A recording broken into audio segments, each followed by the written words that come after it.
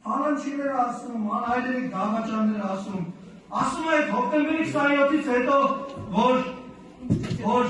լրագրողների հետ պետք է խոսային, որ պետք է հենց պարզաբանում կար երկրի ղեկավարը հոկտեմբերի 27-ից երկրի, ասում թռաշված չի։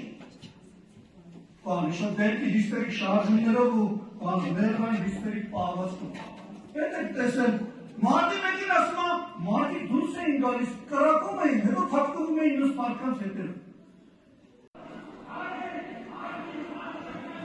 Խնդրում եմ հարգելի գործընկերներ, պարոն Թովոսյան, պարոն Բակոյան, ձեր ձերը գրավել խնդրեմ, շնորհակալություն։ Հանգիստ, պարոն Եղոյան, ձեր ձերը խնդրում եմ գրավել, շնորհակալություն, շնորհակալություն։ Բայց ոնց չեք ասում, ես շարունակեմ երևույթ։ Նայեք ջան, հանգիստ, պարոն Եղոյան, ձեր տեղը նստեք,